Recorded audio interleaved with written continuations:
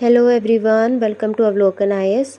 तो आज की वीडियो में यूपी पीएससी प्रीलिम्स पॉलिटी की ट्रेंड एनालिसिस हम करने वाले हैं। लास्ट वीडियो में हमने ज्योग्राफी की ट्रेंड एनालिसिस की थी। अगर वो वीडियो आपने स्किप किया है तो जा करके फटाफट से देख लीजिएगा। और इस वीडियो में आपको समझ आएगा कि पॉलिटी से कितने क्वेश्चंस आते हैं, कितने पीवाईक्यूज़ रिपीट होते हैं और कितना वेटेज रहता है, कितना टाइम आपको देना चाहिए। सारी चीज़ें आपको समझ आएंगी एक वीडियो से। तो वीडियो को एंड तक ज़रूर देखिएगा। वीडियो अच्छी लगे तो लाइक शेयर कमेंट ज़रूर करिएगा। तो इस वीडियो में हम डिस्कस करने वाले हैं 2018 से 25 का जो ट्रेंड रहा है, जिसमें polity, Indian polity and governance के क्वेश्चंस भी पूछे गए हैं। तो किस तरीके के क्वेश्चंस पूछे गए हैं, कितने कितने क्वेश्चन आपको हर साल देखने को मिले हैं लास्ट 8 सालों में, वो हम यहाँ पे एनालिसिस करने वाले हैं। आपको पता है टोटल क्वेश्चंस 150 आते हैं। तो आउट ऑफ 150 आप देख सकते हो 2018 में 18 क्वेश्चंस आपको आए थे पॉलिटी में, 2019 में 18 क्वेश्चन आए थे, 2020 में 23 क्वेश्चन आपको देखने को मिले थे, जो कि आपका थोड़ा हाई गया आपका वेटेज।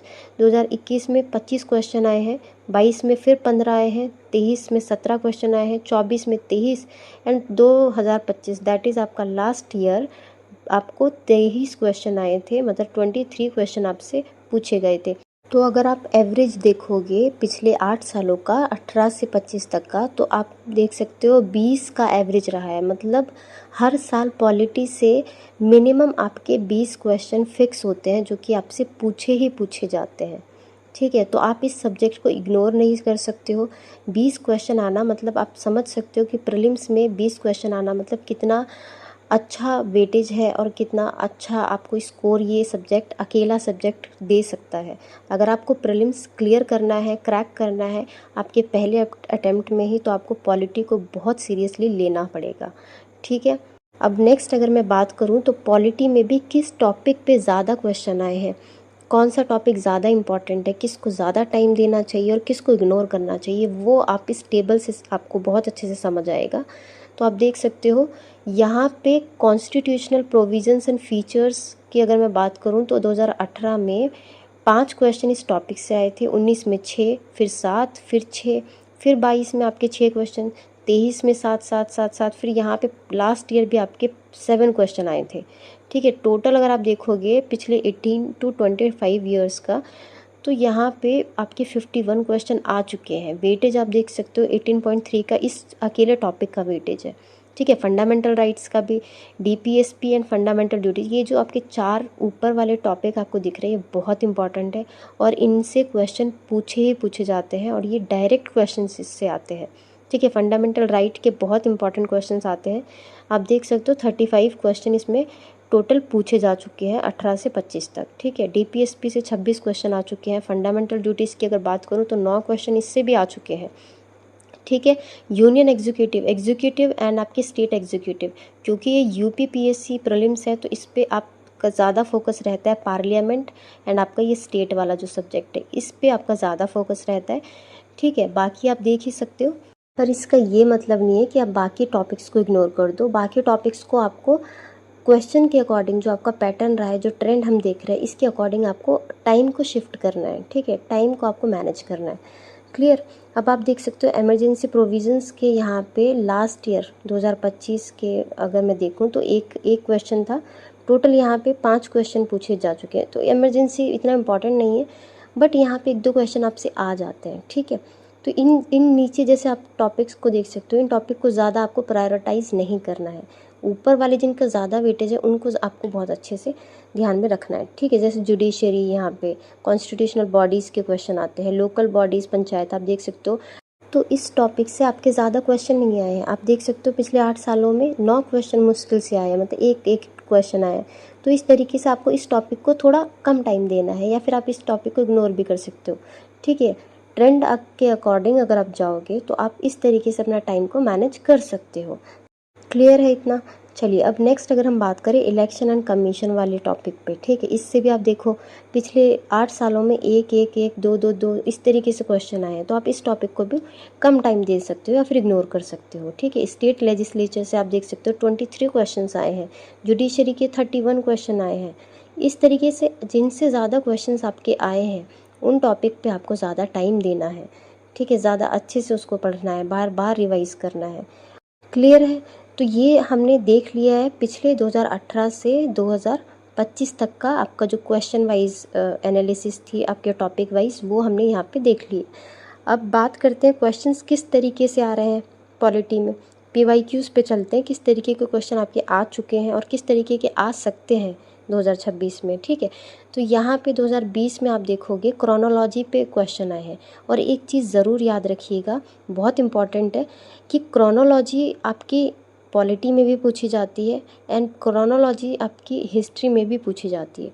हिस्ट्री एंड पॉलिटी ये दोनों सब्जेक्ट ऐसे हैं जिसमें आपका पैटर्न आपको सेम देखने को मिलता है। क्रोनोलॉजी एंड आपकी इसमें मैचिंग वाले क्वेश्चंस आते हैं एंड या फिर आपको ईयर बताना होता है। ठीक है, किस साल में आपकी कौन सी कमेटी आई है या किस साल में आपका क्या इवेंट हुआ है, वो सारी चीज़ें यहाँ पे बतानी होती है। अब अगर हम क्वेश्चन के ऊपर चले तो क्वेश्चन में पूछा गया कमिटीज़ को क्रोनोलॉजिकल ऑर्डर में अरेंज करना है, जो कि आपकी पंचायती राज की कमेटी है। ठीक है, पहली कमेटी आप देख सकते हो CH हनुमंत राव कमेटी, और ये बहुत फेमस कमेटी है। अगर आप पंचायती राज टॉपिक को पढ़ रहे हैं तो जितनी भी कमिटीज़ इसमें दी गई हैं, आई थिंक 8 या 9 कमेटी है या फिर हो सकता है 10 कमेटी है जो कि फेमस है, और उनके ऊपर क्वेश्चन आपसे हर साल पूछे जाते हैं। तो यहाँ पे हनुमंत राव कमेटी की अगर मैं बात करूँ तो इन्होंने कुछ डिस्ट्रिक्ट प्लानिंग पे रिकमेंडेशंस दिए थे।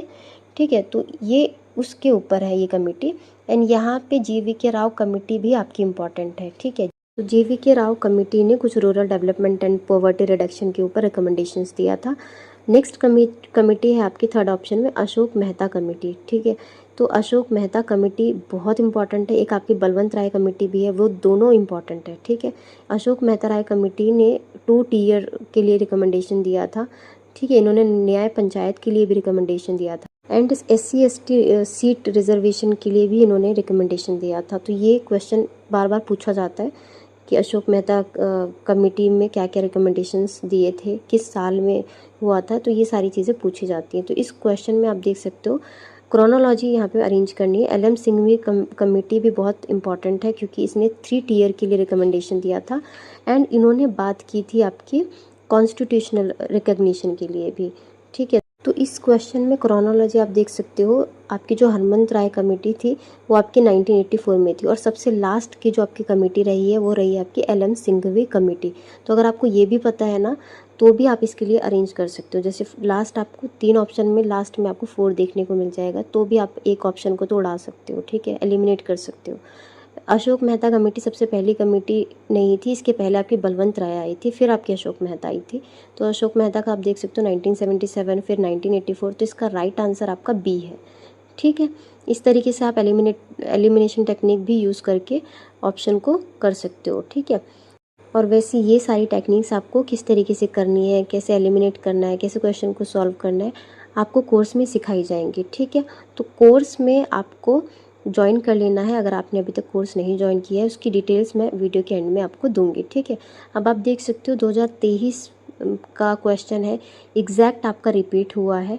ठीक है, सेम कमेटी पे सेम टॉपिक है आपका पंचायती राज, उस पर आपकी सेम कमेटीज़ पे रिपीट हुआ है। कुछ 1-2 कमेटी इन्होंने एक्स्ट्रा ऐड कर दी है, जैसे कि बलवंत राय मेहता कमेटी। ठीक है, तो यहाँ पे आप देख सकते हो सकता है इस साल भी आपका ये क्वेश्चन आए और कोई दूसरी कमेटी आपकी ऐड कर दी जाए। जैसे और इम्पॉर्टेंट कमेटी भी है, एक PK थुंगन कमेटी है। ठीक है, तो इस तरीके से आपकी आ सकती है, एक दंते वाला कमेटी है। तो इस तरीके से आपके ऑप्शन ऐड कर सकते हैं, और हो सकता है कि थोड़ा सा पैटर्न और चेंज कर दिया जाए, स्टेटमेंट में दे दिया जाए। ठीक है, तो यहाँ पे आप देख सकते हो बलवंत राय मेहता कमेटी, इन्होंने आई थिंक इन्होंने 3 टीयर की ही रिकमेंडेशन दी थी। यस, इन्होंने 3 टीयर की रिकमेंडेशन दी थी। फर्स्ट कमेटी थी ये, और ये इम्पॉर्टेंट बन जाती है, इसलिए ये इनकी कमेटी आई थी 1957 में बनी थी ये कमेटी। ठीक है, देन आपकी अशोक मेहता कमेटी आती है, तो आप इसको अरेंज करना था। अगर आपको ये चीज़ें आती हैं, पढ़ी है आपने, तो ही आप इस तरीके के क्वेश्चन को सॉल्व कर सकते हो। ठीक है, क्योंकि UPPSC क्या करता है कि आपको सारी चीज़ें खुद ही दे देगा। वो आपसे बहुत छोटी सी चीज़ें पूछेगा कि इनको क्रोनोलॉजी में अरेंज कर दो, उसके लिए आपको फिर एग्जैक्ट पता होना चाहिए। ठीक है, अब नेक्स्ट क्वेश्चन पे चलते हैं। तो आप देख सकते हो ये क्वेश्चन आपका पूछा गया था 2020 में। ऊपर हमने देखा है क्रोनोलॉजिकल ऑर्डर। ठीक है, पैटर्न आप समझिए, इसके पहले हमने वो ईयर वाला देखा है, उसके बाद स्टेटमेंट वाला क्रोनोलॉजी देखा है, अभी यहाँ पे आया है नॉट करेक्टली मैच। ठीक है, तो आपसे इस तरीके के पैटर्न में ही क्वेश्चन पॉलिटी में पूछे जाएंगे। ठीक है। नॉट करेक्टली मैच वाले क्वेश्चन ज़्यादा आते हैं वैसे, अगर मैं 2025 का पेपर के अकॉर्डिंग भी आपको बताऊं तो नॉट करेक्टली मैच वाले ही क्वेश्चन आपसे ज़्यादा पूछे गए थे पॉलिटी में। आर्टिकल 39A की अगर हम बात करें तो equal justice and free legal aid, ये बिल्कुल सही है। ठीक है, ये गलत नहीं है, बिल्कुल सही है। अगर आपने पढ़ा है तो आपको पता होगा ये article equal justice and free legal aid के लिए ही है। नेक्स्ट आर्टिकल आपका UCC 44 बिल्कुल सही है। Article 40 organization of village panchayat बिल्कुल सही है। अगर आपने PRI वाला जो टॉपिक है वो कवर किया है, पढ़ा है तो आपको पता होगा। नेक्स्ट है आपका 48 separation of judiciary from executive, तो ये बिल्कुल गलत है। ठीक है, क्योंकि separation of judiciary from executive के लिए आर्टिकल 50 है, नॉट आर्टिकल 48। ठीक है, अब आर्टिकल 50 के लिए मेरे पास एक छोटी सी ट्रिक है आपके लिए, बहुत चाइल्डिश ट्रिक है बट ठीक है, एफर्टलेस है तो आप इसको याद रख सकते हो। जैसे हम बातों में बोलते हैं कि 50-50 कर दो, मतलब सेपरेट कर दो या डिवाइड कर दो 50-50, तो सेपरेशन के लिए अगर आपको याद रखना है जुडिशरी फ्रॉम एग्जीक्यूटिव तो आप ऐसे बोल सकते हो कि 50-50 कर दिया है। सो इससे आपको याद रहेगा कि article 50 is for separation of judiciary from executive. अगर आपको ऐसे, वैसे बच्चे वैसे भी याद रखते हैं बट अगर नहीं याद रहता है तो मैं आपको ये ट्रिक्स बता रही हूँ। ऐसे ही और भी आपको ट्रिक्स बताई जाएंगे, सिखाई जाएंगी कोर्स में। ठीक है, एंड नेक्स्ट क्वेश्चन है आपका यहाँ पे मैचिंग के लिए दे दिया है, डायरेक्ट रिपीटिशन हुआ है, ये चीज़ आप देखिए। सेम आर्टिकल है, ठीक है, बस पैटर्न आपका चेंज कर दिया है। ऊपर आपको स्टेटमेंट में दिया हुआ था नॉट करेक्टली मैच करके, यहाँ पे आपको वैसे दे दिया, मैच करने के लिए दे दिया। ठीक है, आर्टिकल 39A आपको पता है equal justice and free legal aid के लिए है। अगर आपको ये चीज़ पता है तो आप ऑप्शन से भी एलिमिनेट कर सकते हो। A आपका गलत है तो आप इसको हटा दो, C आपका गलत है इसको भी हटा दो, B एंड D बचता है, आप इससे एलिमिनेट करके आप कर सकते हो। ठीक है, नेक्स्ट आपका आर्टिकल 40 है तो ये भी आपको पता है कि आर्टिकल 40 पंचायत के लिए होता है। ठीक है, विलेज पंचायत के लिए। एंड आपका आर्टिकल 44 हमें पता है कि UCC के लिए है, ये भी आपका सही है। आर्टिकल 50 बचता है हमारा, वो मैंने आपको बताया कि सेपरेशन के लिए 50-50 जुडिशरी फ्रॉम एग्जीक्यूटिव। और ये चीज़ याद रखिए, जो मैं बार बार बोल रही हूँ ना कि separation of judiciary from executive, इस सेम सेंटेंस पे, सेम आपका जो ये फ्रेज़ है, इस पे हर बार क्वेश्चन आता है। ठीक है, किसी ना किसी, ये चाहे आपको ऑप्शन में दिखाई दे या फिर आपको मैचिंग में दिखाई दे, कहीं ना कहीं आपको ये स्टेटमेंट ज़रूर दिखाई देगी। ठीक है, तो इस स्टेटमेंट से रिलेटेड जितनी भी चीज़ें हैं वो अच्छे से आपने पढ़ लेनी है।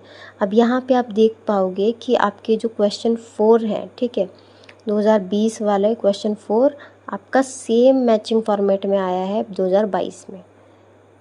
क्लियर, ये चीज़ें हम देख चुके हैं, वैसे ही हमने ऊपर कमेटी वाला भी देखा था। ठीक है, तो ये पैटर्न आप समझ कर चलिए कि बस थोड़ी सी आपका ऑल्टर कर दे रहे हैं क्वेश्चन को, आपके ऑप्शंस भी सेम रहते हैं, बस एक दो एक्स्ट्रा चीज़ें ऐड हो जाती हैं। ठीक है जी, अब नेक्स्ट क्वेश्चन पे चलते हैं। 2018 में ये क्वेश्चन आया था, लिस्ट मैचिंग पे आया इसमें सेम।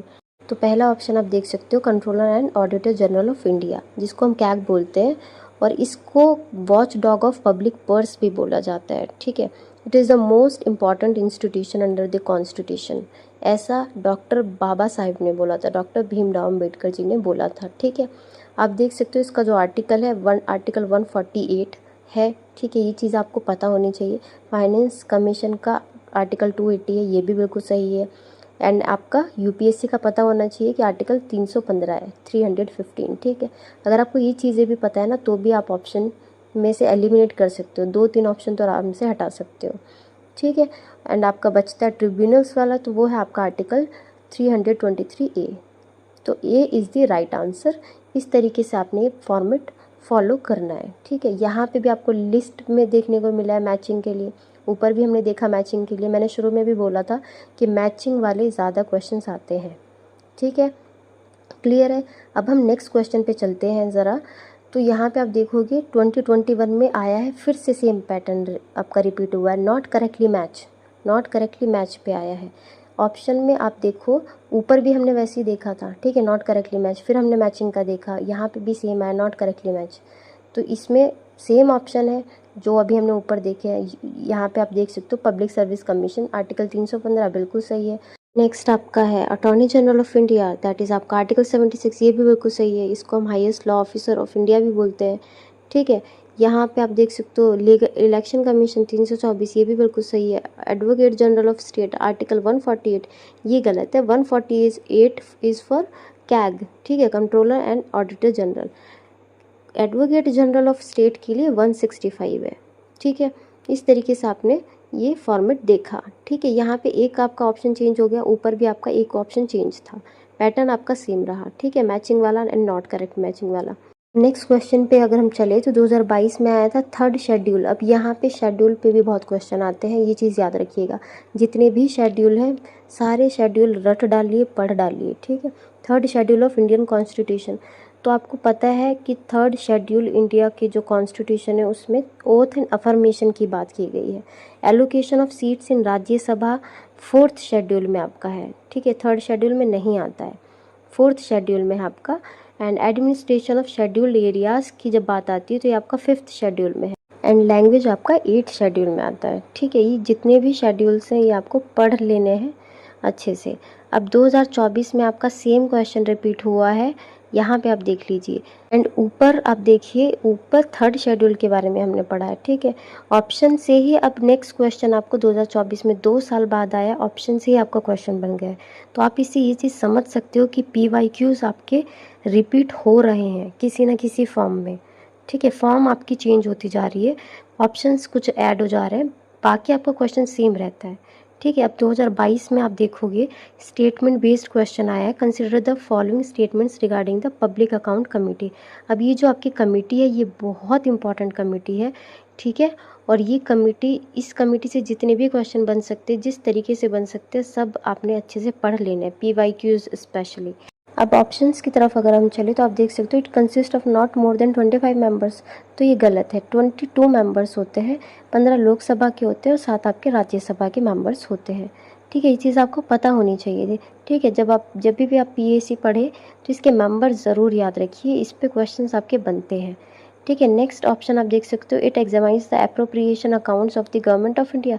तो बिल्कुल सही है, यही काम ये आपका PAC करती है। Public account, public purse, government कहाँ पे एक्सपेंस कर रही है, कहाँ पे खर्च कर रही है, कितना पैसा खर्च कर रही है, वो सारे इस कमेटी के थ्रू आपका सेटअप किया जाता है। ठीक है, अब इसका 1 साल का टेन्योर होता है, बिल्कुल सही है। तो आपका 2 and 3 is the right answer. अब 2025 में लास्ट ईयर का आप देखोगे फिर से सेम कमेटी पे आया, पब्लिक अकाउंट कमेटी पे। यहाँ पे आपका अपॉइंटमेंट अथॉरिटी पे आया। ये चीज़ आपको पता होनी चाहिए कि पब्लिक अकाउंट कमेटी की जब बात होती है, मतलब गवर्नमेंट के खर्चे की जब बात हो रही है, ठीक है, और जो कमेटी है ये आपका लोकसभा के मेंबर ज़्यादा होते हैं, तो लोकसभा में आपकी प्रिसाइड किया जाता है। ठीक है, तो जब लोकसभा में प्रिसाइड किया जाता है तो लोकसभा के जो प्रिसाइडिंग ऑफिसर रहते हैं दैट इज़ आपके स्पीकर। स्पीकर के थ्रू ये आपकी कमेटी के जो चेयरमैन होते हैं वो स्पीकर अपॉइंट करते हैं। ठीक है, ना तो प्रेसिडेंट ना ही आपके चेयरमैन, क्योंकि चेयरमैन तो राज्यसभा में होते तो उनका तो मतलब ही नहीं बनता है। ठीक है, जहाँ भी कहीं फाइनेंस या पैसे की बात आती है वो आपके लोकसभा में काम होते हैं। तो लोकसभा के ही जो प्रिसाइडिंग ऑफिसर होंगे वो अपॉइंट करते हैं इनके चेयरमैन। ठीक है, कौन अपॉइंट करता है? स्पीकर आपके अपॉइंट करते हैं, इसीलिए आपका राइट आंसर है C। अभी आपको समझ आया कि किस तरीके से आई है, अपॉइंटमेंट अथॉरिटी पे आई है, आपके ईयर पे क्वेश्चन आ रहे हैं, मैचिंग पे आ रहे हैं, नॉट करेक्टली मैच पे आ रहे हैं। इस तरीके से आपको पूरा जो थीम है आपको समझ आएगा। बाकी और अच्छे से आपको इस क्रैश कोर्स में समझाया जाएगा जो कि आपका 25 अगस्त से शुरू होने जा रहा है। और आप देख सकते हो कि इसमें आपको 200+ आवर लेक्चर्स भी मिलेंगे। इसमें UP स्पेसिफिक टॉपिक्स को कवर किया जाएगा, क्रिस्प नोट्स रहेंगे, मेंटोरशिप्स आपके सेशंस होंगे, मिनी टेस्ट कंडक्ट कराए जाएंगे, FLTs होंगे, रेगुलर डाउट क्लियरिंग सेशंस आपके यहाँ पे होंगे। इसके साथ साथ 15+ mock test, full length mock test आपके होंगे, मिनी टेस्ट 55+ टेस्ट होंगे। और इसका सिर्फ और सिर्फ 999 प्राइस है। ठीक है, 999 ओनली। और बाकी की डिटेल्स आप इस नंबर पे कॉल करके ले सकते हो। तो इस कोर्स को ज़रूर ज्वाइन करिएगा, सीट्स इसमें लिमिटेड है एंड बहुत इंटरेस्टिंग क्लासेस आपके यहाँ पे कंडक्ट कराई जाएंगी। और यही था आज की वीडियो में। वीडियो अच्छी लगी हो तो वीडियो को लाइक शेयर कमेंट करके जाना। नेक्स्ट वीडियो में मिलते हैं एवरीवन, थैंक यू।